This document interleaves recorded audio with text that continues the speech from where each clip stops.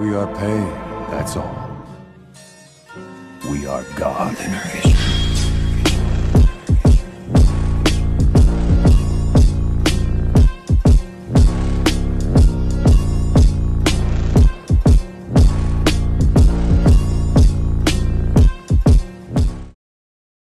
Yo guys! I'm Yuruzi and this is part 7 of What If Naruto Sends Himself Back in Time to Fix His Mistakes. Naruto, at 26, has lived through 10 years of war. At the end, with nothing left to call home, he sends himself back to the beginning, to the day of his younger self's graduation, in an attempt to change it all. Don't forget to hit like and subscribe and check the author in the description. Let's start. Chapter 8, Part 2. Kakashi awoke to a divine smell and the sound of sizzling. He opened his lone eye to stare at a blank ceiling, wondering who was in his apartment, how they got there and if he should kill them before or after breakfast. Then in a moment of clarity, wait, this isn't my apartment. Fully awake, Kakashi jolts upright and all but springs from the couch he had been asleep on. In the process he smacks his shin into the seal-reinforced coffee table. Suffice to say the table is fine. Itai, Kakashi? He hears a questioning voice call from the kitchen. Haruki rounds the corner to see Kakashi holding his shin hoping on one leg. After a moment of staring at the unfortunate Jonin nursing his hardly injured leg, Haruki can't help but start chuckling. A chuckle turns into a giggle and a giggle turn into a full-out laugh. It was like a dam that had long been held back was let loose. It was melodious. Kakashi for his part scowled playfully at the redhead while inwardly adding to his life win tally for starting the day on such a note. He loved hearing that laugh. Once Haruki had calmed down he just eyes the Jonin with a bemused expression. Well, if you're done losing your tie just to spar with the furniture, breakfast is ready. He then turned and walked back into the kitchen. Kakashi made to follow, carefully this time, when something registered in his brain about their earlier exchange that morning. Haruki wasn't dressed. Well, that's not completely accurate. He was clearly wearing ANBU-style pants and what looked like light blue boxer briefs under, but everything else was uncovered. He could see his ANBU tattoo just like before, but that's not what caught his attention. Nor was it the taunt and powerful physique that seemed chiseled out of marble. I mean seriously, this guy could give Guy a run for his money. No, it was the jagged scar across his left shoulder blade right where his heart should be, the only blemish oddly enough, that had the Cyclops' complete attention, trying not to get caught staring as the redhead walked over to the countertop while Kakashi took a seat in the kitchen. He had relieved himself of his Jonin flak jacket last night. Breakfast consisted of steamed rice, miso soup, grilled salmon, rolled tamagoyaki and various side dishes. They ate together in companionable silence when Haruki set his glass down pointedly. Kakashi, not sure what he was supposed to do, just begins to collect the dishes. He stops when the redhead looks him directly in the eye and says, "Thank you, Kakashi. For last night." Kakashi hesitated for a moment, unsure how to respond. He settled for an eye smile. "And what are friends for?" Haruki smiled softly in return. "I suppose you have some questions. I could stand to give a few answers." Kakashi looks surprised at this and tries to see if the redhead is joking, but the sincerity on his face is unmistakable. Kakashi set the dishes back on the table and sat down. "Can you settle for 2 right now?" The redhead nodded, soft smile still in place with a bit of relief in his eyes. After being reassured, Kakashi leaned forward. "The 2 things I would like to know at the present are what happened last night." The redhead seemed to have expected this as there was no visible reaction. Kakashi then let his eyes drift to the giant mangled scar across the redhead's well-developed left pectoral and gestured to it with his hand. "And how you got that? I'm sure there is quite the story." This time he got a very visibly reaction as the redhead immediately stiffened, all his muscles moved and coiled, his eyes gaining a lost look for a moment before refocusing. Kakashi was about to say never mind to that last question when the redhead began speaking. "My scar is a long story. One that I don't really talk about. The short version is my best friend and I were at odds and he stabbed me in the chest with nature chakra enhanced lightning. Almost killed me too. We eventually made up before he died. But suffice to say it's not a memory I cherish. I don't want to share more than that right now." Kakashi just nodded, completely understanding that sentiment, though internally he was filing this away for later with questions on what technique was used and how Haruki had survived it. He pushed these thoughts away as Haruki began again explaining last night's events with the story he and Kurama had concocted the night before, though Kakashi didn't know that. What you saw last night was the results of an experiment I was subjected to when I first started my mission. A man named Hirako was experimenting with bloodline DNA and had been near the border of Rai no Kuni and Mizu no Kuni hunting survivors from the bloodline purges and Komo shinobi. He succeeded in capturing me and 2 others. They didn't survive. Frankly, I shouldn't have either. The man is worse than Orochimaru, but due to my unique gene pool my body was able to recover from the experiment. In a sense I am a success story for the insane man. A byproduct of this was some new abilities he did not anticipate me having, and I used those to escape, where I then continued my mission. So what you saw last night was my Hayatan chakra. It's not something I really like talking about either, and would appreciate you keeping this ability secret until needed. I'll have to reveal it fighting the old man anyway. Kakashi accepted this easily enough and nodded. He was amazed at the redhead's resolve and resilience to have endured what he did. His respect for the redhead went up several notches. He also made a mental note to kill this Hirako should they ever meet. Irony, he wasn't overly concerned about it though. This man was basically another Tenzo. Well, at least he's not constantly calling me senpai, Kakashi noted with an internal dead plain expression. Satisfied in his answers and happy with the redhead for opening up, Kakashi got up and made his way to sink to wash the dishes. So are you going to go training today? Or should I expect you for Team 7's usual? Unfortunately I have to report to the Hokage. After that, inevitably, long meeting. I'll savage the remaining time to train myself. By the time I'm done you guys will be doing D ranks and I'm not in the mood to help with those. Then I train with the other teams over the next couple of days. So it won't be until just before my duel that I'll be available. Kakashi just kept rinsing the dishes completely unfazed. Well, that's out of the question. The kids won't survive that long without you. They'd boycott training sessions until I got you back, so we will just do our D rank first. Haruki just dead planed at the copy ninja's back. Naruto? Sasuke? Boycott training? Those don't even belong in the same sentence. Fine, I'll be there. Before long Kakashi said his goodbyes, gathered his things, and made his way back to his own apartment. Haruki finished getting ready and prepared to leave himself not too long after Kakashi. Securing his apartment seals, he checked the time and finding it to be sufficiently late in the morning to make the Hokage sweat a little, he made his way to the Hokage tower. The Hokage was mildly perturbed. The humor in that came in the fact that he was perturbed at himself. Why? Because Haruki's absence was actually bothering him. Surely the man couldn't be that angry with him. But to be almost 6 hours late to report in. The Hokage knew better than to send shinobi for him. The episode or almost episode between Haruki and Kakashi the night before was evidence enough that may not be a good idea so soon.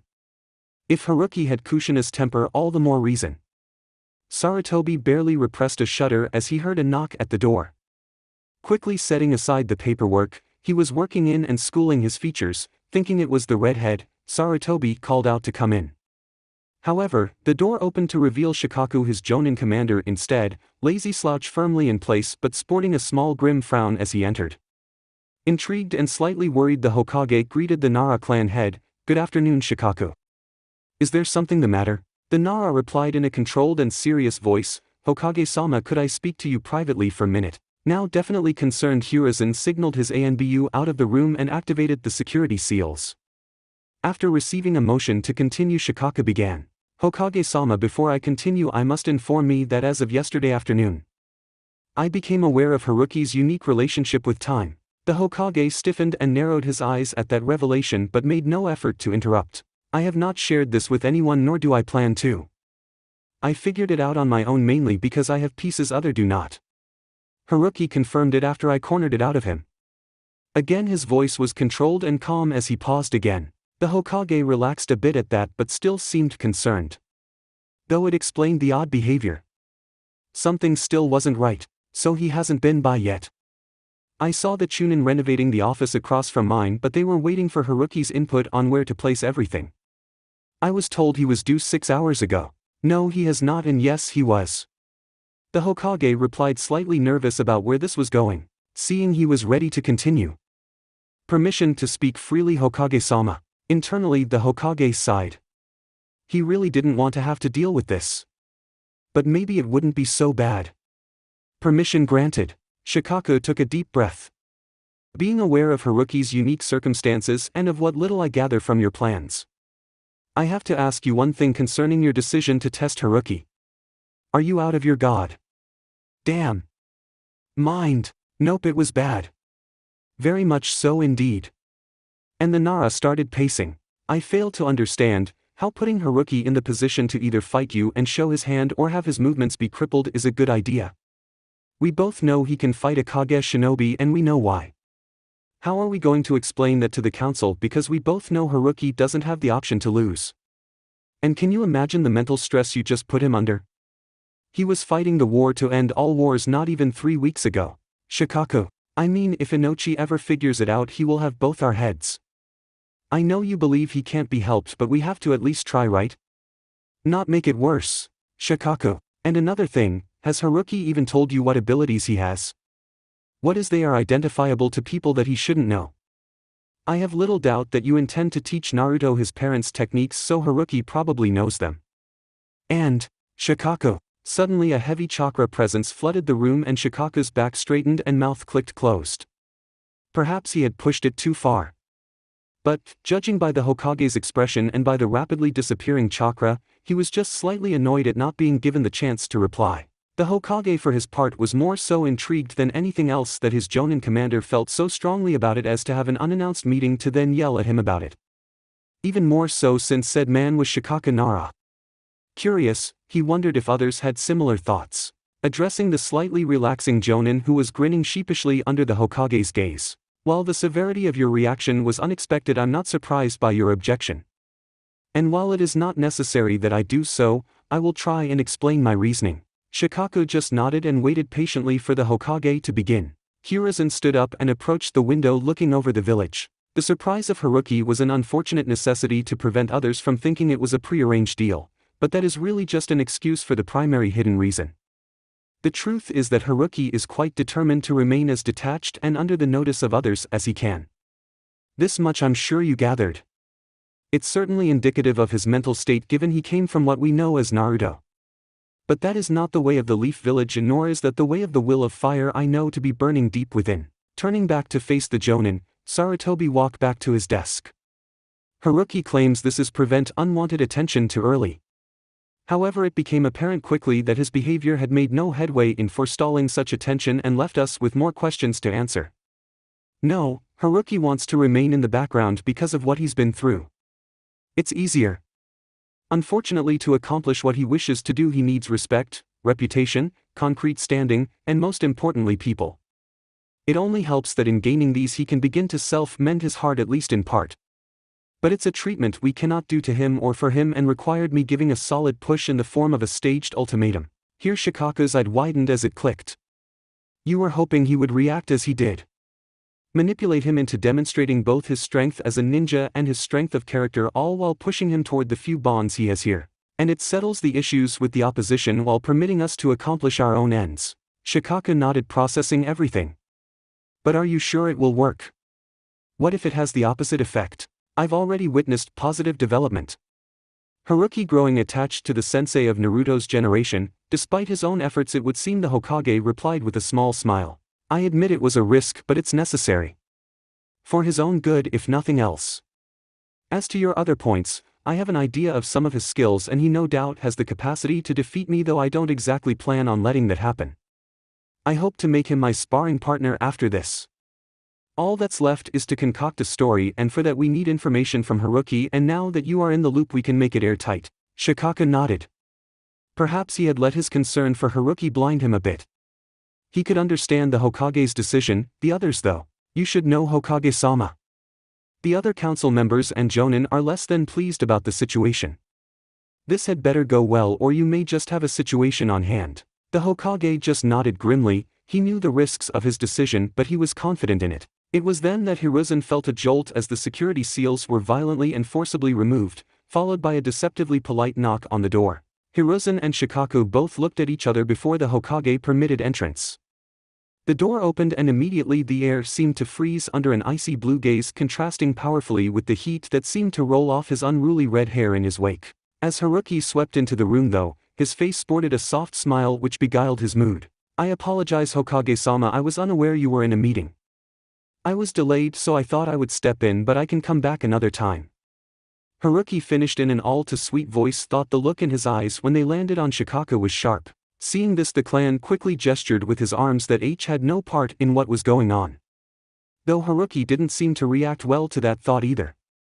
He just had to be so troublesome. So that's how it's going to be, is it? Didn't know I was in a meeting, my ass. So the security seals deactivated themselves, is it? The Hokage frowned as he thought in a snarky voice. No, Haruki, that's quite alright. Come, we have to get you settled in your new office, and then I'm sure the three of us have much to discuss over lunch. Not even waiting to be excused, the redhead didn't even bother opening the door but shunshined out of the office without another word. Not entering via the window. Not leaving by the door. Bare minimum interaction. Not even acknowledging Shikaku. Passive-aggressive tone hidden carefully behind kind sentiment. Quiet. This isn't Kushina angry at all. Oh no, it's much worse. This is Minato angry. Sarutobi thought with a grimace and cold shiver. Well, better get this over with, he said, picking up a stack of papers from his desk. He handed it to Shikaku. Shikaku, I hereby order you to deliver Haruki his first stack of paperwork while joining us for our next meeting. Shikaku blanched at that and stared at the Hokage with a look of betrayal. Inwardly, the Hokage was doing a little dance at avoiding the eternal wrath of the redhead through his sacrificial price. Shikaku, grumbling something about the epitome of troublesome, Shikaku took the paperwork and headed out of the office, the Hokage following close behind. Haruki huffed a moody, tired sigh as he made his way towards where he knew Team 7 would be training. He knew he was late, of course, by a few minutes, but considering who their sensei was, he could be forgiven. The meeting with the Hokage and Shikaku went as well as could be expected. He wasn't quite willing to let the matter go just yet. They formed a plan to explain his new abilities after he reveals them to Konoha during the duel. Haruki had told them about what he had told Kakashi, and they decided to use that as a base. Of course, that wasn't what really happened. Hirako had been long dead before Haruki was granted his abilities by Orochimaru. Before he ran out of lives, Orochimaru took a page out of Kabuto's book and went grave robbing. He then drugged Naruto during one of the few nights he wasn't on the main front and used his own knowledge and Hirako's jutsu to splice new genetics into him. Specifically to give him potentially other bloodline abilities. Well, it did much more than that, and there was a heavy price, yet, had Orochimaru not done the procedure, it is doubtful they would have had the edge they needed to end Obito and Kabuto. Fortunately for him, he actually had time to refine these abilities now.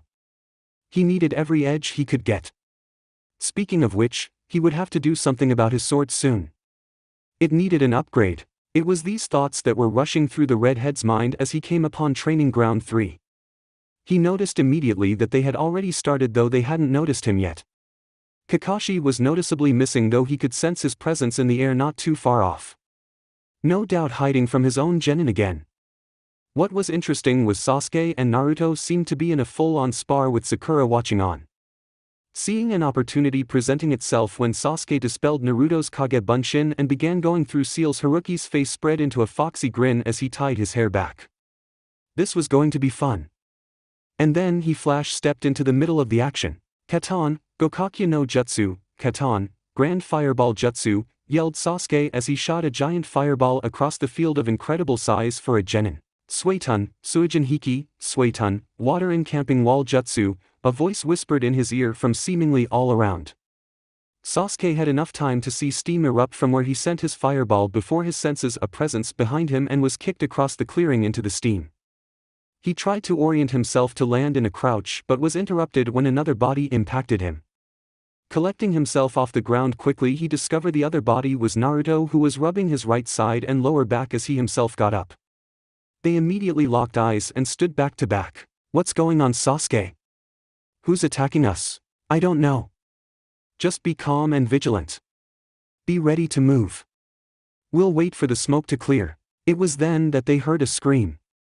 A scream they both recognized. Sakura-chan. As Naruto attempted to run off in the direction they heard the voice, his arm is grabbed and yanked harshly. Don't go running off, you idiot. It's probably a trap. If we act without thinking, we can't help her. Naruto, who had been struggling and about to chew Sasuke out for stopping him, paused and relaxed a little. Fine. We'll do this together, but we have to save her team. I know. I'm thinking, but why hasn't the steam blown away? It appears to be some sort of jutsu to inhibit sight. And whatever enemy can use this, probably has a way around the handicap or operates just as efficiently without it. Just then they heard deep laughter echo all around them. How perceptive little Genin, I'm impressed. So tell me, how are you going to fight an enemy you can't see and save your pretty little friend? Sasuke gritted his teeth. He was just about to issue orders when Naruto yanked him to his side. In the nick of time too, as a kuni knife whistled past where Sasuke was previously standing. His eyes widened a bit as he hadn't sensed anything coming at him. That was close. Naruto began before flinching and yelling at Sasuke. Incoming at 3 and 6 o'clock. I've got the others. Sasuke blinked owlishly for a second before nodding, seemingly coming to terms with Naruto's apparent sensing abilities rather easily, and prepared himself. Naruto withdrew 3 shuriken and a kunai from his pounce before flinging the shuriken in the 3 o'clock direction. There were some clanging sounds in the now obvious mist before 2 kunai appeared out of the mist in the 6 o'clock direction. Naruto quickly deflected both before landing back next Sasuke, who had just deflected his own barrage from the other cardinal directions. Well done. You survived wave 1. Let's see how much more you can take. Sasuke cursed at that.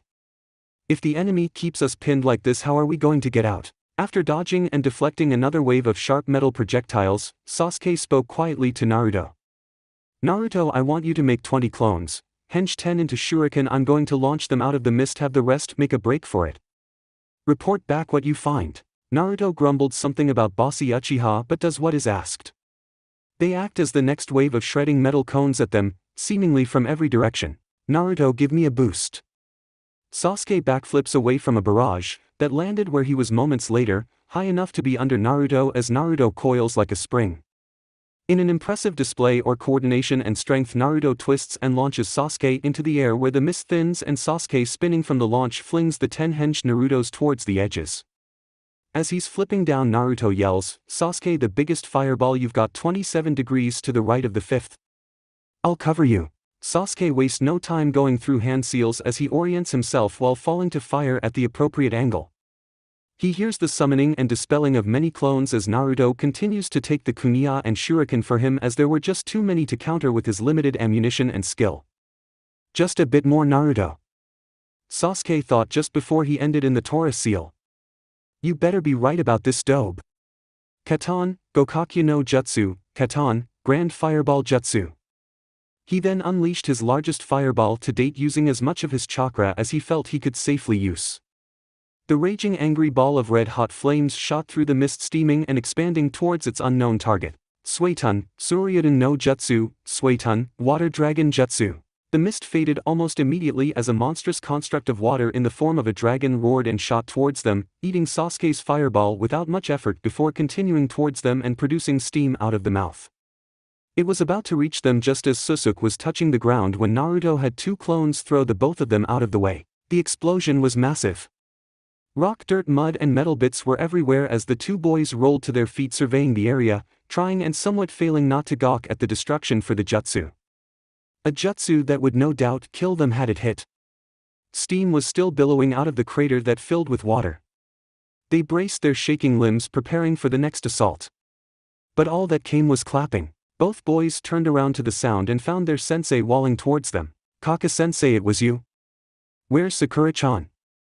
Naruto yelled in slight confusion and relief. Not quite, and don't worry, she's safe. Probably recovering from the prank you two were just subject to. You could practically hear the grin in his voice. Their sensei was obviously amused himself. Well done, you two. I wasn't sure how you would react to a sudden combat situation as intense as that one, but you worked together and used what you had as best you could. Seeing the two perk up for a moment as he was speaking, he continued. Don't get me wrong, you two would so be dead, but I think I'll let your opponent explain why. He finished with an eye smile, gesturing behind them. They turned and saw Haruki and Sakura walk out of the steamed crater. Both had grins plastered on their faces. See, I told you it would be fun to watch. Sakura just giggled in reply, though she did look rather sheepish when the boys looked at her with a mixture of shock and frustration. Haruki then turned and addressed the 2 boys, who by this point were glaring daggers at him. Well, I must echo your sensei's remarks.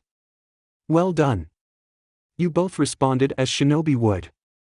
Sasuke, you kept calm and factored in your teammates' strengths and your own weaknesses when forming a strategy. You also managed to release a fireball bigger and more powerful than I would have thought possible. Sasuke straightened at the praise and a small smile appeared on his face. However, and the smile disappeared. It is important to understand the areas you still need to grow. Your flexibility and self-awareness while performing jutsu need to improve or your teammates will continue to get injured covering you. Haruki said this as he gestured to Naruto and specifically his left arm, which had a tear in the jumpsuit and blood coming out. Sasuke's eyes widened a bit as he registered that Naruto must have thrown himself in front of that last wave. Respect for the blonde grew slightly at that revelation. Haruki walked over as his hand started to glow green. You're lucky they were not poisoned. Kakashi filed this away and did his best not to stare. Haruki knew medical ninjutsu. He would definitely be asking the redhead about it later though. You also need to work on your jutsu and sense variety. You are reliant too much on your sense of sight and that is even without your Sharingan. And while Katon, Gokakya no Jutsu, Katon, Grand Fireball Jutsu, is an excellent jutsu in your arsenal, it is also very draining and to use it only because you lack other options will get you killed as you will run out of energy before your opponent. Haruki then turned his assessing cerulean gaze onto his blonde-haired counterpart. Naruto, you have shown an excellent mastery of the Kage Bunshin Jutsu and its forbidden variant. This will prove to be an asset in your training I think. You also showed remarkable chakra sensing skills for someone your age. Yet, unlike Sasuke, you almost lost your temperament when you thought Sakura-chan here was in danger. A shinobi cannot afford to be ruled by his emotions. Don't misunderstand me. Emotions are essential to the job. They keep you human and empower you with your conviction to do farther than your enemy ever can. The power they give is your will and your will as Konoha shinobi is the will of fire. With it inside you, you will not fail. But if you are ruled by your emotions instead, then you are little more than a mindless beast asking for your enemy to slaughter you. At this Naruto visibly gulps under the intensity of his stare thinking of the beast he keeps inside, unaware that Kakashi himself was staring at the redhead hearing the same message. You also like Sasuke are lacking in the variety of techniques at your disposal. This though is something we can now begin to fix now that each of you have finished the first stages of chakra control. All in all, I am most proud of you, because I can see that you've learned from each other and you've worked together. And now that you have reached this point I've got a gift for each of you, or at least if your sensei permits. The two boys were surprised by this but immediately turned and looked at their sensei. Well, I certainly have no problem with it. They are practically your students too. Haruki blinked at that and his shoulders seemed to slump though his face didn't change. Kakashi sighed to himself. Why did he always ruin the moment? He knew the redhead's body language enough now to know he was saddened by his comment. But before he could attempt to fix his error, Haruki pulled out 3 scrolls and tossed one to each boy before handing the last to Sakura. Sakura looked at Haruki quizzically but he just motioned her to open it. All 3 recognized them to be storage scrolls and immediately channeled chakra into them. 3 puffs of smoke later and there was a pause in the field and each genin and their silver-haired sensei evaluated what appeared. In Sasuke's scroll there appeared 2 tanto, a set of weights, several sets of shuriken, a thin piece of paper and a katana. In Naruto's scroll appeared a different set of weights, a metal staff, a thin piece of paper and 6 other scrolls. In Sakura's scroll appeared a large set of books, a thin piece of paper and 4 other scrolls. Kakashi was shocked and his head snapped over to the redhead when he saw the paper. Were his students ready for something like that? Well, Sasuke was already preforming fire jutsu and Haruki did say to treat them equally. But he was going to damned if he wasn't the one to help his students take their first step. Alright everyone, before we go any further I have an idea as to what Haruki is doing here and I would like to be the one to instruct you if that's alright Haruki. Seeing the redhead nod, Kakashi continued. Alright, I want each of you to pick of the piece of paper. What is it Kaka-sensei? Asked a chipper and curious Naruto. Kakashi could hear a stifled chuckle at the nickname from the redhead. Oh, he'd get back at him later for it. This Naruto is chakra paper. It is harvested from a very special tree that is grown with chakra. It is used to tell shinobi their chakra affinity. Your chakra affinity is which change in chakra nature you are naturally gifted with.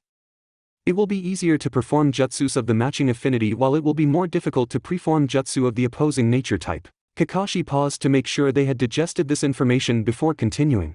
Now this does not mean you can gain affinities over time. There is training for each affinity type, though this paper can only show basic affinities. Now when you channel chakra into the paper, if it burns you have fire, if it splits in half you have wind, if it crumples then you have lightning, if it crumbles then you have earth, if it get wet you have water. Now go on and try. Sasuke was the first to try with a bored expression as he already knew he had fire for an affinity. But when he channeled chakra into the paper crumpled severely and then the edges burst into flame and began to rapidly burn towards the center. Sasuke quickly dropped the paper before looking up at his sensei, excitement hidden in his eyes. Well, Sasuke, were you surprised? Fire and lightning, that's quite the aggressive combination. Fire is a powerful offense and lighting is as well, along with a strong support. And even better, that is my primary affinity as well. Kakashi informed him with a nice smile. Haruki then stepped up, gaining their attention. Sasuke, you should know that the swords are all chakra channeling. And should you be willing to give up some of your personal training time, I'd be willing to teach you how to use them properly. The words had barely left the redhead's mouth when Sasuke immediately responded. Hi. Sasuke seemed to notice how eager that sounded and blushed a little. It was a bizarre sight for the redhead, but he kept his face neutral, continuing. Your natural speed and flexibility, if honed properly, could make you unbeatable as a swordsman. I can't train you all the time, but I would like to get you pointed in the right direction and help where I can. Those weights are reinforced with Fuinjutsu to specifically resist your body in such a way to focus on enhancing your speed. They can be deactivated with the smallest amount of chakra, but be careful in doing so. Make sure you have time to adjust to their absence. Only I can increase them, though I will show Kakashi if he's interested in case I'm unavailable. Okay, my turn. Yelled Naruto, excitement and jealousy clearly evident in his voice. It seemed that last gift had made his patience run out. Kakashi, picking up on this, turned to Naruto and nodded. Okay Naruto, channel your chakra and let's see what you get. He did so and immediately the paper split down the middle, twice, away from his finger and thumb, causing him to drop them. Each square then practically liquefied. Water droplets fell of the soaked pieces as they fell to the ground. Kakashi stared for a moment and blinked, and upon hearing a soft chuckle flung his eye to the redhead, who was laughing, seemingly completely unsurprised again. Now it was understandable not to be surprised about Sasuke having two affinities, since all Uchiha had the fire affinity and usually had another from birth, but for Naruto to have two affinities, especially that one of them was a wind affinity, should be at least mildly surprising for anyone that didn't know about the Uzumaki clan. Perhaps Haruki was more aware of Konoha's secrets than he first thought. Though now that he was thinking about it, that hair seemed very curious. He just filled it away though, as Haruki had just finished explaining Kakashi's surprised look to the others. So I have super rare wind and super flexible water. Wait, doesn't that mean that Sasuke? Yes, your affinities trump Sasuke's affinities under normal circumstances. The silver-haired Jonin interrupted, trying to prevent the idiot from starting a fight through unnecessary gloating. That's not what I meant. I mean, mine are perfect for combinations with my wind strengthening his fire, and his lightning can travel on my water. That is after I learned some jutsu and we trained some more. This caught everyone, including Sasuke, by surprise, though he looked excited by the prospect. Yes, and lucky for you, those are two of my affinities as well. I had a hunch that those would be your affinities, so I included two jutsu of each type in the scrolls along with a beginner's scroll for Fuinjutsu. I have decided that since I'm helping you train in other areas, I can at least help you get the basics down. This just made Kakashi more suspicious. How had Haruki known? Maybe it was just a hunch, after all he had those himself. The weights are different from Sasuke's in that their Fuinjutsu formula is designed to increase your raw power to capitalize on incredible stamina. That's not to say you can't gain speed or that Sasuke can't gain power. But for now, it is better to train your strengths to give you time to train your weaknesses. You are the right and left arms of the team. Haruki was about to turn to Sakura when Naruto cut him off. But what about the last scroll and the staff? Are you going to give me private lessons like Sasuke? Haruki turned back to look at Naruto, who was staring at him with uncertainty. Oh, those are not from me though. I was told to deliver them with the message that your tutor will meet with you soon. That scroll is to get you started on the basic stances and katas. As for private training, you and I will be doing Fuinjutsu more in depth than with the group because they have their own skills and specialties to hone. This seemed to satisfy the blonde, though it was obvious he was trying to figure out who his tutor might be. Kakashi could guess, and if he was right, well, now he understood why he was giving Sasuke private training. Naruto then turned though to Sakura, who was holding her paper but was looking in what seemed to be a medical book.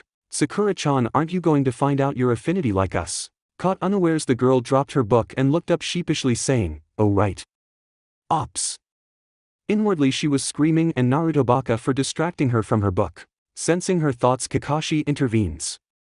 "Mama, no need to rush Naruto." Sakura however was already molding chakra into the paper. The paper immediately started to crumble from the edges before the middle crinkled and crumpled in on itself. Kakashi couldn't contain his surprise and neither could Sasuke or Naruto. "Well, that's unusual. Did I do something wrong?"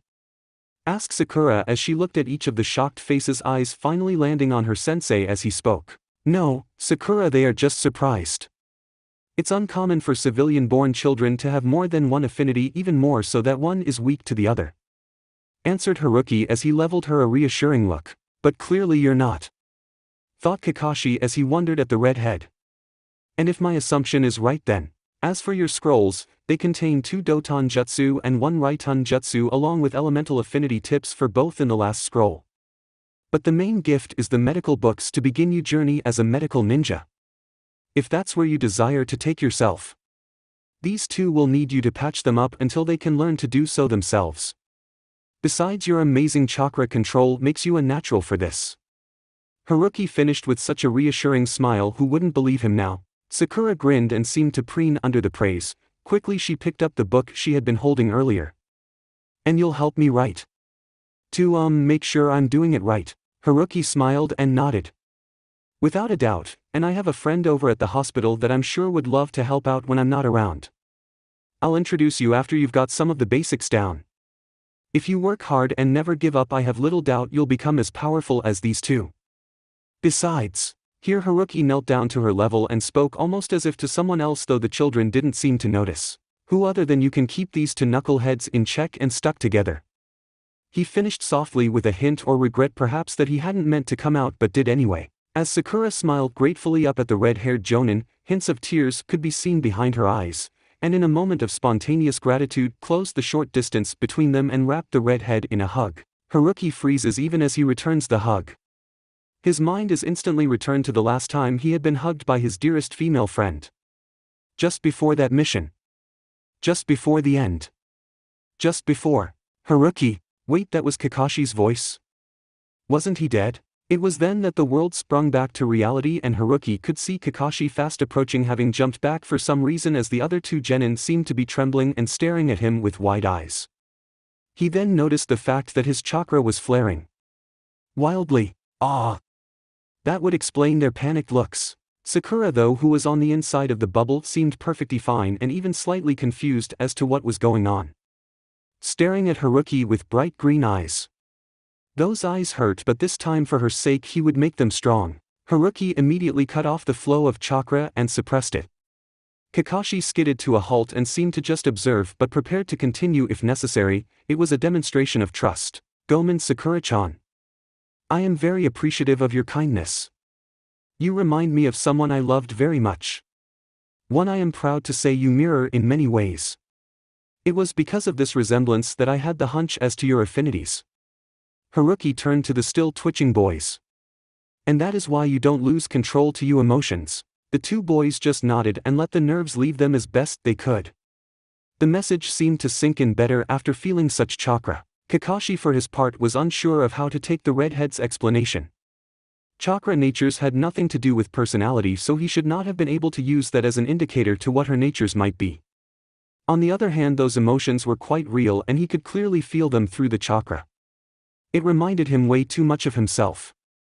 Just what had his friend been through? Before he had a chance to inquire or break up the moment, Haruki did it for him. "Now how about we get the training started? I believe it is my turn to decide how training goes. So Naruto and Sasuke, put on your weights so I can adjust them and follow me."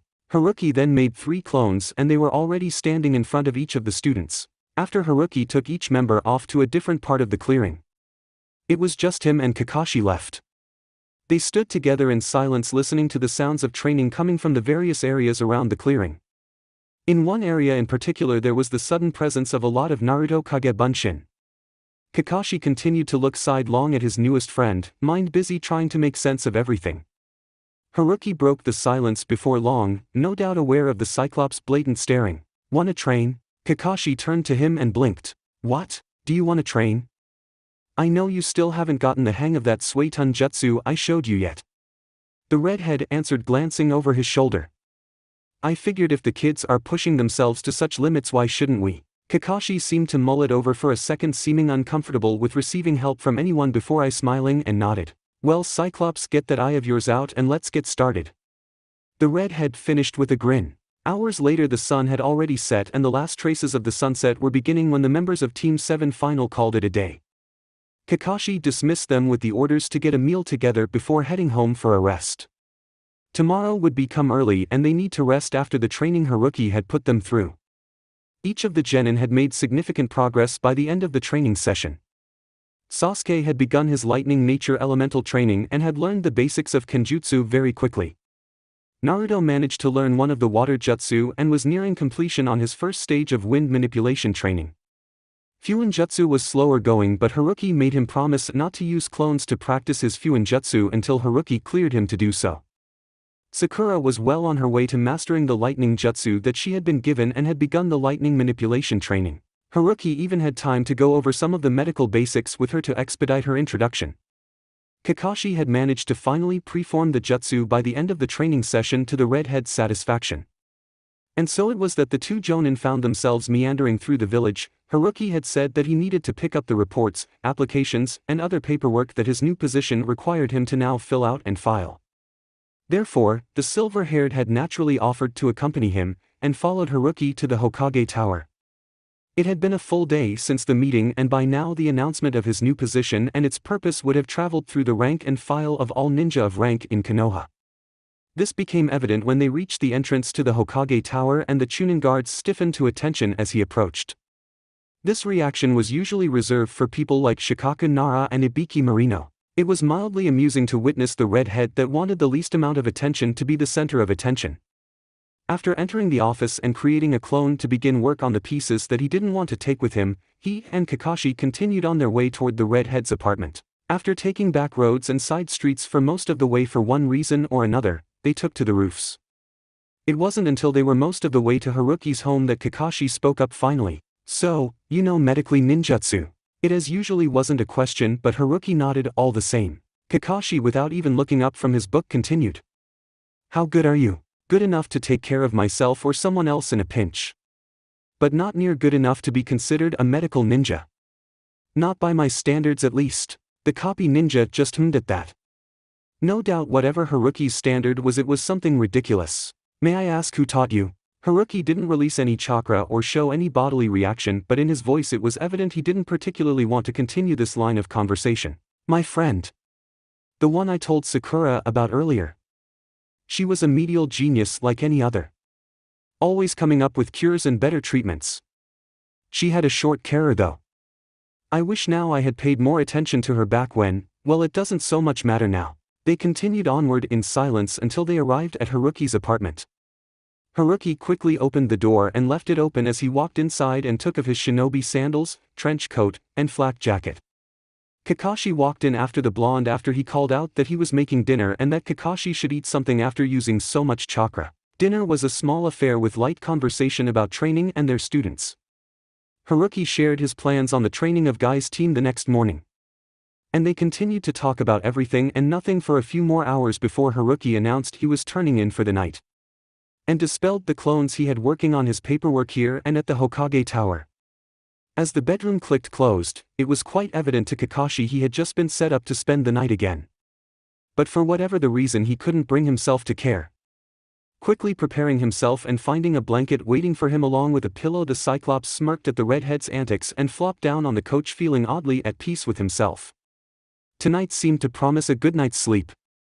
For the first time in so long, Haruki awoke early the morning feeling surprisingly refreshed and energized considering the events of the night before. It had been a close call. Kakashi had actually knocked on the door and checked on him. He had to brush it off on finding a spider in his bed. But even now as he stretched he could hear her haunting voice. "You can do it, Naruto. I believe in you. We will win and we will protect them," she had said. Oh, how he had failed her. Go Naruto, I'll be right behind you. Of course she wasn't. But no doubt she told him that to get him to leave and buy them time. Kabuto had come to collect her personally. They had already lost most of their escort. Outnumbered as they were, he hadn't wanted to retreat, but their mission to retrieve the supplies was too important to risk, and she knew that. Damn it, Sakura, why were you always right? Thought the redhead as he knew tears fell from his eyes. Not many though, he had cried most of them out in his sleep. Perhaps that why he felt so refreshed. You always feel better after a good cry. Realizing he would have to be meeting Team 9 soon, he went and showered and got ready silently. Gathering the pieces he would need for their training today. He entered the main living area and saw Kakashi laying facing the couch, seemingly sound asleep. He could quite figure out why he kept arranging for the Cyclops to stay over. He couldn't deny that he enjoyed his company. And it was starting to become different than how he felt back then. More like a friendship and less like a teacher-student relationship. Perhaps he was just so used to Sasuke living with him from before that it just felt right. He promised himself he would think on it later as he quickly left a note to help himself whenever he liked, although warning him against snooping. Grabbing his trench coat and a vocal though soft "see you later Kakashi," and Haruki was out the door. The door clicked closed and a singular eye cracked open. Seems that he would have time to think on everything after all. Haruki approached the training ground he knew Team 9 met at, thinking of what insane exercise he would catch the two training crazies in today. But as he entered the training ground, he was surprised to find several more people waiting on him. There was of course Rock Lee and Mato Guy, but so was Niji Hyuga and Tenten-chan. The most shocking thing though was the two men standing next to Niji talking amongst themselves. He recognized both of them to be Hisashi Hyuga and Hayashi Hyuga. Haruki wasn't quite sure what was going on, but he steeled himself for whatever wrench life was about to throw in his face. Good morning everyone, it appears in my attempt to be early I find myself showed up late. Haruki said with a small smile when he was close enough to be heard. The genin immediately turned to him and all had smiles of some degree. Guy and the elder Hyuga turned to greet the redhead as well. Guy and Hisashi were each sporting their own traditional greetings while Hayashi maintained his neutral expression as usual.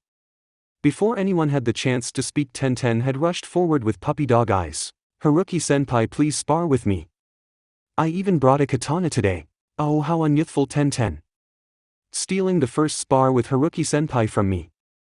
This is something I would expect from my eternal rival, not you. Lee said, appearing behind her, arms crossed and scowling a bit. Lee, I'm sure Haruki will have time to spar with everyone, but I have a new style to review with him. Seeing this to be the case, I believe I should be getting the first spar. Haruki laughed despite the senpai comment. It was both amusing and strange to see his old friends arguing over such petty things as sparing order like children. I think I will be able to solve this problem fairly easily. Saying this, Haruki then seamlessly created 3 shadow clones. Each of you will get the first spar, and we will review your skills from last week while I discuss this week's training with Guy-sensei. Now off you go. Be sure to stretch beforehand. Each genin went off with a clone to part of the clearing. And now with them occupied and out of the way, he could get to the bottom of what was going on around here. His clones were ordered to keep them busy until he signaled them. Hopefully this didn't take too long. Haruki turned to face the others that were still waiting for a greeting. Good morning, Guy-san, Hisashi-san, Hayashi-sama. I did not realize you were joining us so early. It was obvious who the comment was meant for, and the individual took it as their cue to step forward. After all, the redhead now had a semblance of authority and should be treated with the appropriate respect, not including the fact that he considered the man a friend. Good morning, Haruki-dano. While I did come to witness my nephew's training and witness your teaching skills, if that's not too much trouble, I also wanted to be sure you received these. The man pulled out from his robes 2 envelopes. One was clearly addressed to Haruki personally and the other was addressed to the office he now claimed as his own in the Hokage Tower. Gesturing to the envelope that was addressed to the Hokage Tower, Hayashi continued, this contains all the proper paperwork and applications forms for all the Hyuga that want to join the Sealing Corps or Barrier Corps, including my own. I was informed that you had already been by to collect the paperwork when I come to drop them off late last night and wanted to make sure you got them. Taking the envelopes from the man, Haruki nodded and then observed the one addressed to him. Seeing his curious look, the Hyuga clan head made to clarify. That is a formal invitation to have dinner with the clan this evening. We would be honored to have you join us. Haruki looked startled at this. This was not what he had been expecting, and he's not sure if he was quite comfortable with it either. Clan dinners like this, especially with this clan, usually involved far too much politics for his liking. But the fact the clan head had gone out of his way to such a degree and deliver the invitation personal showed just how serious they were. So how could he turn them down? But on the other hand, was he really prepared for such an encounter? He did have training to do after all. For Guy's part, he was mildly surprised by the clan head's move and wondered at what the motivation was. Did he have some favor to ask of Haruki, but then why not just ask him? Was he trying to gain favor in the redhead's eyes? But didn't he know the redhead well enough to not use such tactics? Or was he just using this as an opportunity to thank the Jonin for the service he had done for his clan? After looking sidelong and seeing Hisashi's impassive and unconcerned face, he decided to wait and see how Haruki handled the situation and intervene if things seemed to be going south. He had promised to support the redhead where he could after all. Sensing the redhead's hesitation, Hisashi spoke to try and calm some of the fears he was sure were running through Haruki's mind. If I may clarify, brother, I believe we are inviting him to thank him for all the services he has provided our clan and welcome him back to Konoha. Though officially it's to celebrate his recent promotion and meet some of those we hope to be his future students. I'm sure you could use a break from training, Haruki. Translation: we are not planning to interrogate you. Haruki seemed to visibly gain some certainty then. How could he say no to a thank you dinner? Especially when he couldn't think of a good excuse. Nodding in understanding, the redhead issued his answer. If that is the case, I'm humbled that you would honor me so and gladly accept your invitation. He bowed slightly to them, remembering the etiquette lessons Hinata had drilled into him for such event. Pleased by his acceptance, Hayashi actually smiled and returned the bow before turning to Guy. Guy-san, you are certainly welcome to attend as well. I will also be inviting Kurenai Yuhi. This is a celebration of the great teachers that have impacted the life of our children. Pouncing on the opportunity to not be singled out, and before Guy could turn the invitation down, Haruki immediately agreed. Absolutely.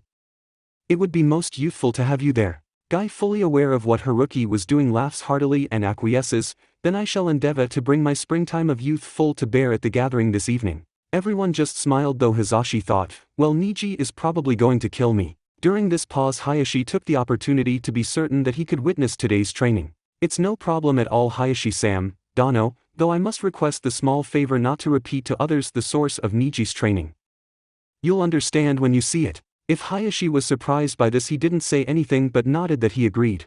Haruki then turned to Guy and began going over with him the training he had in mind for the day. Guy-san, do you mind if I take today's training in a different direction? I want to focus on training them in handling situations where they may find themselves at a disadvantage and hopefully helping them overcome these limitations. Today may be tough on them. Guy's grin was blinding. Wosh. That would be most youthful. Whatever you feel is right, I trust your judgment. Haruki nodded at this and signaled to the clones to send the genin back over for their training. Each student had worked up a sweat by this point, though they appeared to still have plenty of energy. Good, they were going to need it. Once the genin had gathered around and were resting, Haruki knelt and sat with them as they drank water. The other adults stood around and quietly observed what Haruki would do next. Haruki looked at each one as they recited to him what they had reviewed from last session. After being satisfied with whatever they had said, he started explaining to them how training was going to go for the rest of his part of the session. Now that each of you has sufficiently warmed up in your strength areas, we will use the remainder of our time together to identify and curb your weaknesses. Ten, since you asked first earlier, you will be first. The young girl sprung up despite her earlier spar and went to retrieve her katana again when Haruki put a hand on her shoulder. You won't be needing that. We are going to be doing some target practice. Ten blinked in confusion as she scanned the area for targets but only saw Haruki walking away from her. When he was about 40 meters away from here in the clearing, he turned with a smirk and uttered two words that everyone heard. Hit me. Ten understood immediately but seemed concerned. What? Haruki's smirk widened. Well, weapons mistress, you have starting now one simple goal, and that is to hit me with a weapon. You may throw or swing however many you wish. Aim to kill. That is your mission. In the minds of her teammates and sensei, this seemed a bit too simple. But Tenten's strength is throwing weapons? This should be easy for her. Ten looked apprehensive but pulled out a handful of shuriken anyway and flung them with deadly accuracy. Or so she thought. The shuriken whirled through the air right on target until about a foot from making contact, where they then veered off course wildly and harmlessly connected with the ground. The members of Team 9 were supremely confused by this, none more so than Tenten. Again she flung another set of shuriken at the redhead only to get the same result. Haruki for his part just continued to smirk. "Feel free to hit me any time," he teased. This made a tick mark appear on the back of Tenten's head, and the other members of her team became convinced he had a death wish. And so the onslaught began, and for the next 30 minutes Tenten sent barrage after barrage of shuriken, kunai, and other various weapons at that insufferable redhead. But time after time he evaded, without moving, and her aim proved false. No matter what tricks she tried, whether it was redirecting shuriken mid-flight or using ninja wire and kunai to try and just touch him. But nothing seemed to work. The shuriken always went off course and the ninja wire just seemed to snap around him. What made it all worse was the redhead's continuous taunting about her skills and his smirk never leaving his face. He would yawn, stretch, and bend over. At one point he even started pacing, seemingly in deep thought about something, as her weapons just continued to miss him by at least a foot every time. Her anger kept her from realizing this fact, however, even more so when she realized she was running out of the typically throwable weapons. The Hyuga of the group had long since activated their Byakugan to try and figure out how the redhead was doing it. They had seen then what looked like an ever-moving shell of what looked like wind chakra surrounding the blonde like an invisible cloak, and from the looks of things angling projectiles seemed like just scratching the surface of what it could do. What was amazing though was that Haruki had such control of the element to do so. Though considering what they had previously seen him do with lightning manipulation, it only makes sense that he would be this skilled with his primary element. Hayashi was beginning to see just how Haruki was able to pull off the seal he had heard about. His control over wind chakra was such that he had never seen before. It was just after Tenten's latest volley of projectiles that the redhead called out, "Come now, Tenchan. Surely you've got something up your sleeve that could at least bring me a scratch." Tenten finally lost her temper hearing his remark and reached for her scrolls on her back. "Fine. Since you want it so badly, I'll give you my ultimate technique," she screamed at him before tossing the two scroll in the air and running through a short series of hand seals. Ninpo, Sashoryu, Ninpo, Rising Twin Dragons. She then jumped up into the intertwined unraveled scrolls spinning. Those watching on the sidelines that knew her were surprised she was using this in a spar, though the Hyuga were unsure if it would prove to be of any use. The adults, however, were also watching Haruki closely to see his reaction. It's good that they were, or they have missed his resigned soft smile. One that seemed to have a hint of regret. It was then that they caught him utter one single word as Tenten started flinging every manner of weapon at ridiculous speeds. Finally, they watched as his hands formed one single seal, his potent chakra released for all to feel, just as the first part of the wave was deflected. Futon, Detapa, Futon, great break though. And then in a second it was as if a hurricane had spawned. Wind thrashed all around towards Tenten even as it was felt by everyone. The scale was colossal and deep gashes appeared. Thought the clearing and trees were shredded even as all the weapons were shot back toward Tenten at a much higher velocity than they were traveling at originally. The others all were covering their faces even as the intense wind threatened to shred them to pieces.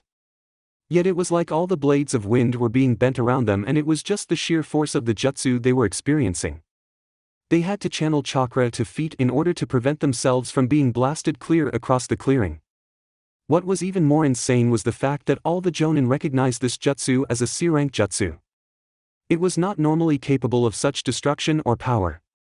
And he did it with just one hand sign too. Tenten, who had been in the air, found herself blown clear across the clearing where she rolled and bounced along the ground as the jutsu passed. It had been just a couple of moments, but in that time the clearing had completely changed. Tenten groaned as she made to stand shaking. What was that? She surveyed the carnage of the clearing around her and wondered, how did I survive that?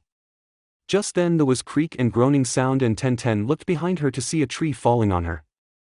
She could hear the others yell to get out of the way and watch out, but her body just wouldn't respond. But just before the tree reached her it stopped moving and shattered into a bunch of splinters. Then she felt the pain in her back from where she had landed begin to soothe and a voice asked her, "Are you alright, Tenten?" Tenten realized that it was Haruki's voice and turned to see the redhead's hand glowing green over her back and looking straight into her soul with his piercing concerned blue eyes.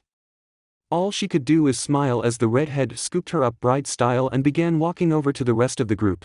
He smiled softly at her nod and spoke softly, "I knew you could handle it. You're an incredibly tough shinobi and you performed brilliantly." The Kanochi found herself blushing under the praise and promptly tried to hide it as she waved off the other's concern when he set her down. After checking her over for any major injuries and finding none that Haruki hadn't already taken care of, apparently he was a medical ninja, Guy nodded over to Haruki saying he could continue.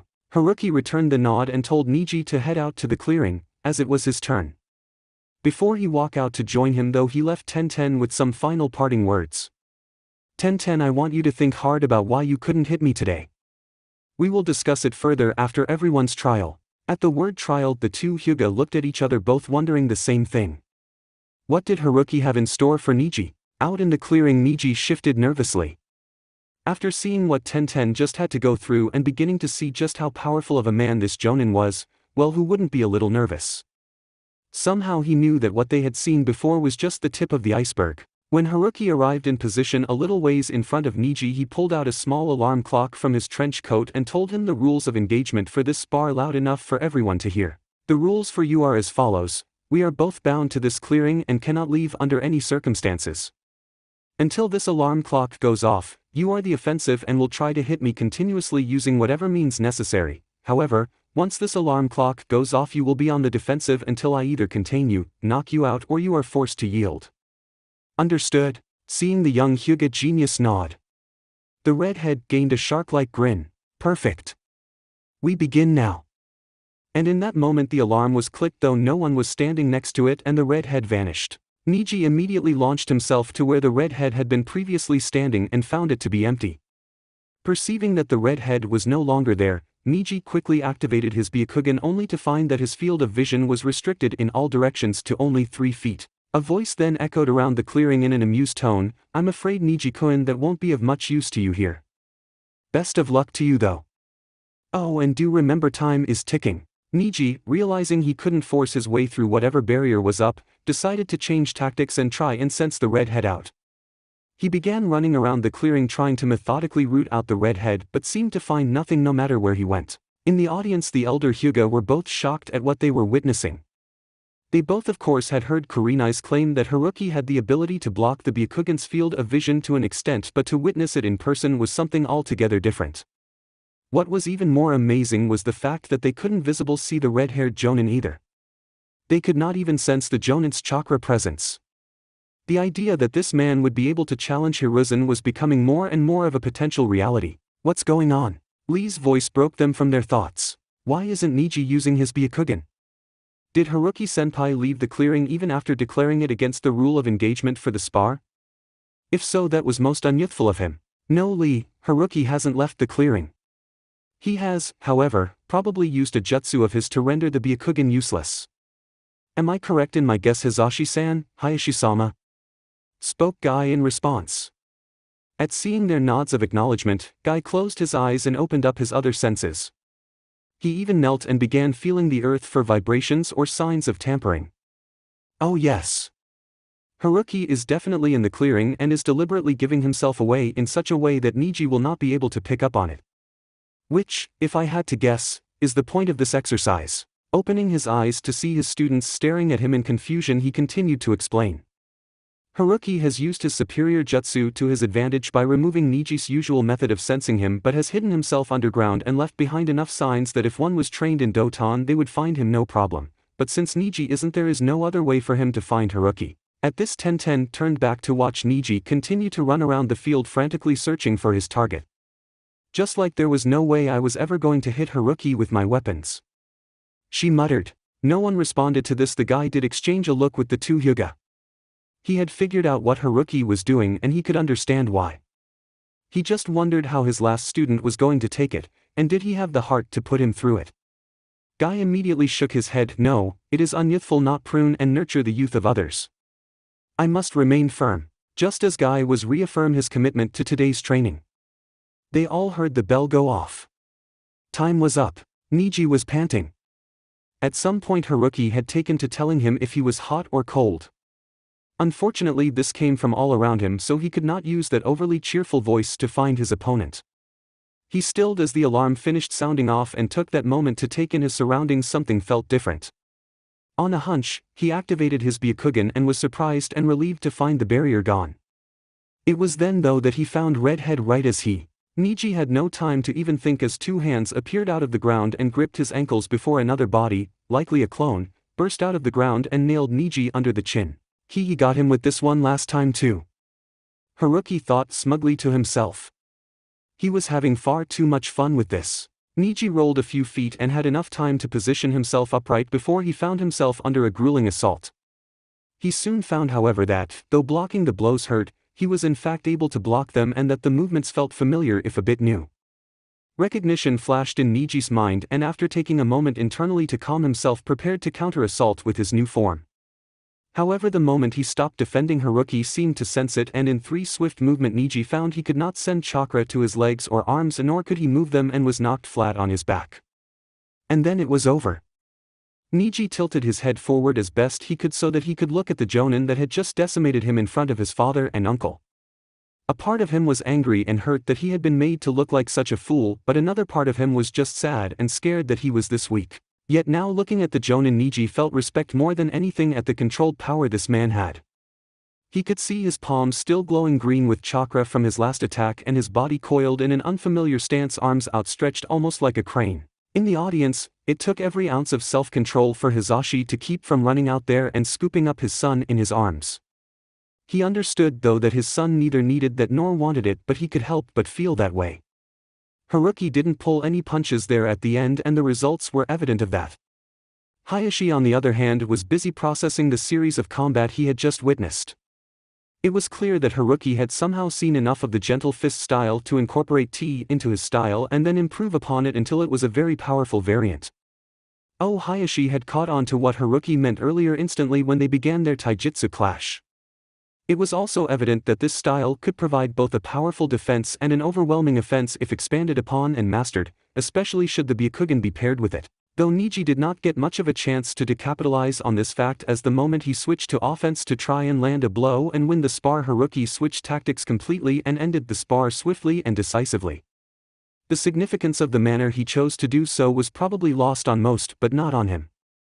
He had seen Haruki mold medical ninjutsu chakra with his regular chakra just before he struck in a very gentile fist-like way in that unfamiliar stance. This no doubt damaged both Niji's body and chakra coils in the area, thus resulting in his current state. There were of course counters in the Hyuga arsenal, as this is hardly the first time such tactics have been used, but Niji didn't know those. All things considered, he was incredibly impressed with both Shinobi's performance and simultaneous troubled by what this meant about his redhead friend. How had he gained such abilities and what else did he have up his sleeve? While all these questions and more were traveling through the Hyuga clan head's mind, Guy was watching carefully the facial reactions of the other two. Seeing nothing that would raise concern, he turned to his own reflection. If the clan head was unconcerned about what he just witnessed, then Guy could lay any concerns he might have to rest. It appeared the Haruki was willing to train Niji more until he figured out the secret to the test, that Niji could still accomplish his objective during the second phase of his spar. This however proved to be exactly what the redhead wanted, as he demonstrated the skill difference between them. It was becoming clearer to him Haruki's goal in these contests. He had originally thought it was just to have them fight at a disadvantage and learn what defeat and fear felt like, but now it seemed that he was more looking for them to practice their creative thinking and encourage them to branch out their skill sets. Guy turned his attention to Lee, who with Tenten was staring avidly at the Jonin in barely concealed awe. Not surprising considering their respect of Niji, and Guy himself had never defeated him so resoundly so quickly. He could of course, but it hadn't been necessary for the spar goals at the time. He had a feeling what Haruki was going to do to Lee and he wasn't sure he liked it. It was then that Haruki arrived at the rest of the group, carrying Niji bridal style. He gently laid him down before his hands began to glow green and he began healing the damage. "Are you alright, Niji?" His father asked, though concern could be seen by his father, uncle, and teammates. Niji managed to nod his head, too embarrassed to say anything. Sensing this, Haruki reassured him of his performance. "You did well, Niji. I was very impressed. I did not think you would force me to end the spar so quickly." Finishing up healing the damage from the spar, Haruki stood up. "I'm afraid you are going to still be a little sore, but it should pass quickly. I'm going to leave you with the same instructions I left Tenten. I want you to think of why you couldn't find me and why you couldn't hit me." Nodding in acknowledgement, Niji sat up but winced a little at the sudden movement. After reminding Niji to take it easy, Haruki motioned for Lee to follow. He got up immediately and practically bounced his way out into the clearing. Once they were in position, Lee was about to start off before Haruki raised his hand. "Before we begin, Lee-kun, I have a question for you." Lee blinked in confusion but nodded. "If I was to offer you the use of your chakra and it was guaranteed to work, would you take it?" After hearing his question, everyone in the Seiring was speechless. None more so than Guy. He can give Lee use of his chakra, but that's impossible. Is this somehow part of his test? Lee himself was overwhelmed with thought and stayed silent for a solid 5 minutes before speaking his reply. "Thank you for the offer, Haruki-senpai. I don't doubt you have some jutsu or way of accomplishing this, but I have sworn to become a taijutsu-only ninja. It is my ninja way. The way of youth." Guy felt himself swell in pride at his student's declaration. But when he looked at Haruki to see the other man's reaction, all he could see was disappointment on the man's face. What was he thinking? "Very well, Lee, then we shall begin in a moment." Haruki quickly blazered through 4 hand seals before slamming a palm on the ground. Immediately a barrier appeared around the audience that glowed yellow and blue. This is a level 5 lightning-style barrier. Touching it unprepared will result in a painful shock. Repeated exposure can result in serious damage. Your goal is to get me to dispel it before time runs out. I will count to 10 before I retaliate once and then begin counting again, and it tightens and shocks your friends should you fail. Every time you fail it will decrease in size. You may begin whenever you wish. Lee immediately tired to lunge himself at Haruki and began closing the distance fast. He tried to get inside Haruki's guard, but the Jonin just sidestepped. From the moment that Lee swung his first punch, he could hear Haruki counting out loud. He quickly backflipped away to get a better angle for his next attack run. As he approached, though, Haruki blurred through a series of hand seals before ending in a half-rat seal.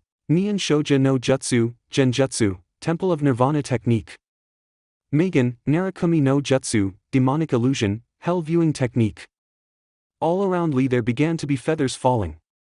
He stopped and prepared himself for an attack to come from everywhere. But nothing happened. Then he noticed his arms began to get heavy and all the strength seemed to leave his body. He was so tired. Perhaps a short nap was in order.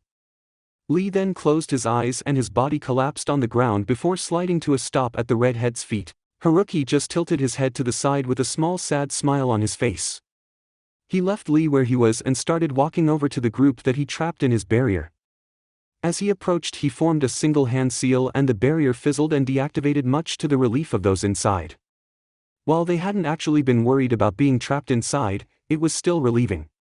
After all, it was always unnerving to be contained, especially by Seal Master that no doubt could have kept them in there even if they had wanted to get out. Upon reaching the group, Haruki was rubbing the back of his head sheepishly. "Sorry about the barrier business, I just needed to motivate Lee." Waving off his concerns, it was Hayashi that spoke first. "So, what do you intend to do with him now?" Haruki partially turned back towards the down genin. "Well, I'm afraid Lee-kun is learning the price of his chosen handicap." Turning back to face the rest of the others who were looking at him with blatant curiosity and interest. "Lee-kun is currently in a double-layered genjutsu. He will not be able to escape. However, not to worry, I am not very skilled in genjutsu. They should unravel soon. By then the lesson should have hit home." Just as he finished speaking, trying to placate the looks of alarm that had surfaced on the faces of Lee's team, they heard a surprised gasp and a scream. Every eye turned to see Lee's form bolt upright and him cry out with tears streaming down his face, "Gai-sensei, Niji, Ten, no." He turned his head and for whatever reason focused in only on Redhead's form. With a battle cry he launched himself at Haruki. "How could you? I'll kill you for this." Haruki's eyes narrowed at Lee's outburst and formed a single hand seal. In the next instant the barrier that had previously been removed activated and Lee smacked right into it full force. Lee began screaming and convulsing upon impacting the barrier. It only lasted a few seconds before Haruki dropped his hand and Lee fell to the ground with a crash. "Lee!"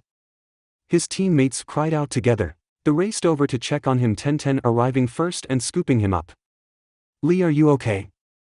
"It's okay, we are alright, it was just a genjutsu." Lee's eyes creaked open and drifted over to see Tenten's worried face. Ten. But I thought. All that blood. We're fine, Lee. Haruki-senpai just put you in a couple genjutsu, Niji said, kneeling next to Lee. At this, Lee moved his eye and found the redhead calmly walking over to him, hands stuffed in his pockets. Are you okay, Lee? I'm sure that was a nasty shock. The double meaning of his words was not lost on those there. Ten propped Lee up and Haruki knelt down next to him, hands out of his pockets glowing green. He ran his hands over the areas that impacted the barrier and ordered Lee to not do any taijutsu training until tomorrow since his system needed to recover. Haruki, was this really necessary? Guy asked with obvious concern, seeing Lee in such a state. Haruki just closed his eyes and interrupted sharply. If it didn't come from me now, it will from an enemy later. And then Lee will be dead, and I am not about to allow that to happen. Lee is strong, Guy, very strong, but he must be pruned and tempered. He turned and fixed Guy with a pointed look that was almost cold. You coddle him too much. And without giving Guy time to answer, turned his gaze on all of them before landing firmly on Lee. Well now, Lee, while it is truly admirable and a testament to your genius that you would become such an incredible shinobi using only taijutsu, it also comes at a terrible price that will only get you killed in the long run. In the ninja world, every advantage you have over your opponent can mean the difference between success and failure, victory and defeat, life and death. Here Haruki paused, though it seemed more for himself than Lee. He quickly got over it and continued. Until now you have been fighting against odds that were forced upon you with sheer willpower, and I am incredibly proud of you for it. Haruki's voice then took a steely cold edge that made the others stiffen and Lee flinch. However, when given the opportunity to remove the handicap that plagues you and puts your team in danger, you turned it down, not out of fear but arrogance. There is no greater vice than arrogance for a shinobi. There is nothing more unyouthful. Lee just hung his head, scorned and abashed, until a hand took his face and lifted him to meet Haruki's softened eyes. Lee, it's not too late to have a ninja way that isn't rooted in arrogance. Let your ninja way be about protecting that which is precious to you. Is that not already the rule for your greatest technique? Lee's eyes widened at this and he asked, how did you know, senpai? Haruki snorted at that. Let's just say I am very familiar with your sensei's talents, and you remind me a lot of him. It wasn't a hard test. He could hear the other grown-ups, even Guy, chuckle quietly at that. Besides, just because you are able to use genjutsu and ninjutsu doesn't mean you can't still specialize in taijutsu. And when you do use something else, it'll be one hell of a surprise for your opponent. Just like Guy-sensei. Haruki finished a wink that had Lee flush in embarrassment. Then Haruki's face turned serious once more as he stood up and looked down at Lee, uncaring about all the eyes on him. Now that you have had a taste of the real ninja world, I will pose my question to you again. I can give you use of your chakra. Will you take my offer? Haruki asked while pinning Lee's very soul with his cerulean gaze. Lee looked pensive and stayed quiet for about a minute before look up and staring right back at Haruki with eyes full of determination and resolve. Hi Haruki-senpai, I will take your offer. Haruki smiled wide at his answer. Would you like to start now? If Haishidano and Hizashi-san are willing to assist, we will be done in 5 minutes. Haruki said as he pulled out a scroll from his right trench coat pocket. He looked over at the elder Hyuga, who were both struggling to keep their surprise hidden. The seal that I'm going to graft to Lee must go on top of his third chakra gate. I will be circulating his chakra around this point during the process so that it doesn't interfere. I need the two of you to close the chakra points that lead from and to this area so that his chakra will flow the way I guide it rather than through his coils. You can consider this your first lesson in upper division seals. After hearing his explanation, the two Hyuga lords look at each other with excitement and interest clearly written on their face. We would happily be of assistance. Nodding, Haruki turned and asked Lee if he was ready. There will be a burning sensation where the seal is being applied, but other than that it should be virtually painless. To Lee's credit, he simply nodded his head firmly and asked what he needed to do. All I need you to do is lie down on your stomach and reach for your chakra when I tell you to. Lee immediately did as he was instructed, and once he was in position, Haruki unrolled the scroll and placed to the side of Lee parallel to his body. Most of the small scroll was blank, with only 4 seeming squiggly curved lines surrounding and containing what looked like a flower, a lotus flower. Guy recognized the image and his eyes immediately darted to Haruki. Just how much did the Jonin know? After getting in position and the other onlookers out of the way, Haruki gave some final instruction. Timing is everything. You must be in sync and mirror each other as you close off the tenketsu. This a level 8 seal and is very delicate. It will take most of my concentration. Wait for my signal. Seeing the twins nod, Haruki summoned a clone beside him. He then placed one hand over the third chakra gate on Lee's spine between the neck and the top of the shoulder blades. The clone then placed one hand on the seal and the other on top of Haruki's hand. Haruki then used his remaining free hand to bridge over two stacked hands with his thumb on the largest tenketsu on one side and his middle and pointer finger on the largest tenketsu on the other. Once connected, his bridging hand started glowing green. Then the other hand and the clone's hand started glowing blue with chakra. After a couple of seconds, Haruki signaled for the Hyuga to begin.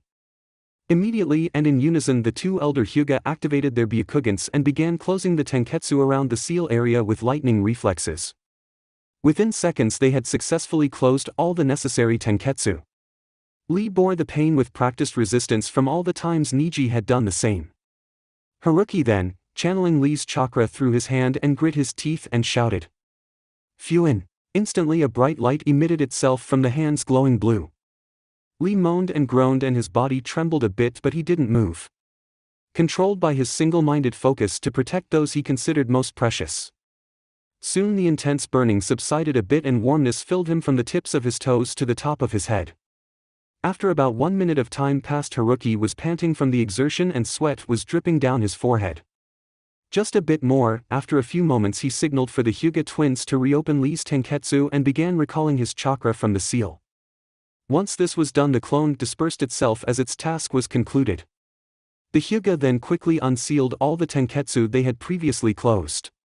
After doing so and pulling the hands back, Haruki gave a shout of effort and pulled his hands back with a flash. There was a flash of light and then everything was still and the only sound was Haruki panting and light sizzling sound of something burning. "Lee? How do you feel?" Guy asked. The young shinobi didn't reply for a long moment. Then out of nowhere he shot up and shouted with tears in his eyes, "Guy-sensei! I feel amazing." Everyone, even the Hyuga twins, smiled and Lee's reaction. Haruki chuckled softly at the antics of Lee, and everyone glanced over at him taking in his appearance. His hands were stuffed in pocket for some odd reason. It didn't seem natural for how he was seated. "Well, Lee, you now have access to your chakra, you can shape it and mold it just like anyone else. The seal will improve the refinement process the more you move, because it takes in the chakra you give off in everyday living and moving. So it's perfect for your continued focus on taijutsu. The seal also acts as filter that should make it harder for you to fall under genjutsu. In addition, there is a chakra storing component that will store chakra for you like a reservoir until you open the third gate, and then it will release the chakra into your system, effectively restoring any you had lost. I even installed a protection seal to prevent opposing seal experts from messing with it on the fly," Haruki said as he gestured and explained the seal's various functions.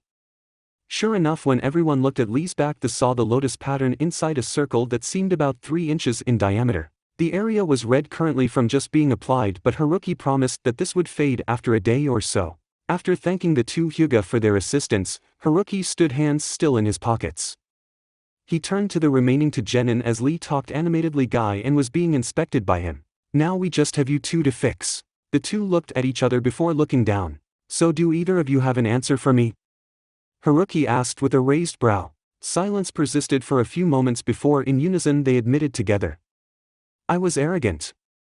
They both looked at each other in surprise and mild embarrassment before looking back down. Haruki kept his gaze neutral but firm. "Explain." They looked at each other again, though it was Tenten that looked back at Haruki first and spoke. "I let my anger control me and let my attitude slip into one of superiority when you asked me to practice throwing my weapons as if it was my weakness. I trained in my specialty as if I couldn't be beat and didn't bother thinking of strategies or answer for how to counter potential weaknesses. And when you revealed this, I just lost my temper." Haruki nodded before turning to Niji expectantly. The young shinobi looked uncomfortable and supremely embarrassed at having this conversation where his father and uncle could hear. Good, thought Haruki, he could use the humility check. Niji swallowed hard before speaking. "Have relied heavily on the Byakugan and what advantages it brings. And this may have, no. It has resulted in my other skills falling short." After falling silent, Niji risked and glanced to his father and uncle and was surprised to see them both looking on in pride at him. Or at least what equated to pride in the Hyuga visage. Haruki smiled and them warmly as he nodded. "A fair assessment." Both were looking down and they both were startled when each had a scroll dropped at their feet. They both looked up to see Haruki standing there, hands still in his pockets. Open them, he said to them, smiling. Each of them unrolled their scroll only to realize they were sealing scrolls. Quickly unsealing the contents, they were both surprised with what appeared. In front of Tenten appeared a piece of paper and 2 scrolls and a thin paper square. In front of Niji appeared a set of weird-looking weights, 3 scrolls, and a thin paper square. By now Guy and Lee had rejoined the group and were looking at what the others received curiously. At seeing the small square of thin paper, Guy turned to Haruki with a raised brow and crossed arms. Haruki just shrugged and replied, "Kakashi's team has already started this." Hearing this, Guy immediately forms a fist and shakes it in front of himself and thinks, "Darn you, my eternal rival, and you hip attitude. Of course you would move so quickly." Ignoring this, Haruki instructs each genin to pick up the thin piece of paper. This is chakra paper. It is harvested from a very special tree that is grown with chakra. It is used to tell shinobi their chakra affinity. Your chakra affinity is which change in chakra nature you are naturally gifted with. It will be easier to perform jutsus of the matching affinity, while it will be more difficult to perform jutsu of the opposing nature type. Haruki began giving the same explanation that he gave Team 7. Now this does not exclude you from gaining other affinities over time. You also don't need an affinity for a chakra nature to use a jutsu, but it does help a lot. There is training for each affinity type, though this paper can only show basic affinities. Now when you channel chakra into the paper, if it burns you have fire, if it splits in half you have wind, if it crumples then you have lightning, if it crumbles then you have earth, if it get wet you have water. Now go on and try. Each genin did as instructed. Tenten's burst into flames, causing her to let go quickly with a yelp. Niji's crumbled in his hand before the pieces became soaked. Haruki smiled at the results. Just like old times. Before anyone could say, Haruki began speaking. Congratulations, you two. You now know your chakra affinity. Included in your training kit is a jutsu for each affinity along with a scroll to get you started on the first nature transformation step of elemental manipulation. Only to be done under the supervision of your sensei. Turning to Tenten, he continued. Unfortunately, Tenten, I won't be able to be as much help to you in your element as it is the one I myself can't do very well. But I hope that doesn't stop you from filling out that form and turning it into the relevant office. He finished with a wink. Looking at the form, she could see it was an application form for the new sealing core. You actually think I could do this? She asked, uncertainty in her voice. Without a doubt, your mastery sealing scrolls puts you in a good foundation. I think you could become a seal expert, no problem. Then we'll see how easy it is for people to dodge when you're flinging kunia with fireballs sealed inside them. He smirked at her as he finished, chuckled as she clutched the paper with stars in her eyes and a vindictive glint. Turning to address Niji, who had picked up the weights to examine while Haruki had been addressing Tenten. Lee, thinking that Haruki was done speaking to her, appeared next to her and began talking excitedly about the power of youth and how much stronger they were going to be, ignoring with some effort the antics of his excited teammate next to him. Niji looked up to meet Haruki's gaze and raised an eyebrow as if asking, "What are these?" Haruki replied to the unasked question with patience. Niji, one of the challenges you face in addition to your need to branch out in jutsu is also your need to capitalize on the flexibility and speed your exceptional taijutsu offers. These weights are made to help with that. Gesturing to the weights, Haruki continued to explain that the seals on them were designed specifically to train his speed. He of course gave him the same warning he gave Sasuke. I expect you to wear them like Lee wears his. And before you ask, it's obvious to anyone that's looking for it that he is wearing weights. Having stopped the obvious question that was coming from Guy. The man just pouted at being predicted so easily but got over it quickly. Well, Guy, if you would like to help Tenten get started for the remaining of practice, I will supervise Lee's light conditioning and Niji's first stage. There are still several hours of training left. Guy agreed to the plan and took Tenten further into the clearing to get started. Hayashi Hyuga excused himself as well, stating he had many matters to attend to before the dinner that evening. He thanked Haruki again for accepting his invitation as well as allowing him to watch the training session, thanked Guy as well, and left the training ground deep in thought. There is definitely more to this man than I first thought, and I get the distinct feeling that he is more than capable of everything that the others have claimed about him and more. It would appear, I do really owe the man a debt of gratitude for everything he has done for my family. And given the sealing skill I witnessed, perhaps there is still more he can do for the Hyuga. Hopefully tonight will reveal more of the mysteries surrounding the man. I must move quickly to prevent what opponents that may come against him. I will not allow an influence of his caliber on my family to go unprotected. And with those thoughts in mind, Hayashi Hyuga went on his way to complete his May errands and duties while the day was still young. Elsewhere, in a dimly lit room, 12 individuals sat in a circle plotting the downfall of their latest political obstacle. What is there that we can do? It's not like we can just go and demand that this rumored seal be forbidden to even our village seal master. It's a threat that must be evaluated.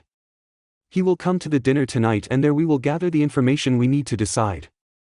We do not currently know enough to make any plans. The others in the room just nodded stiffly. Kazuma Haruki, you had best tread carefully. That's it for part 7. Thank you for watching and see you in the next video.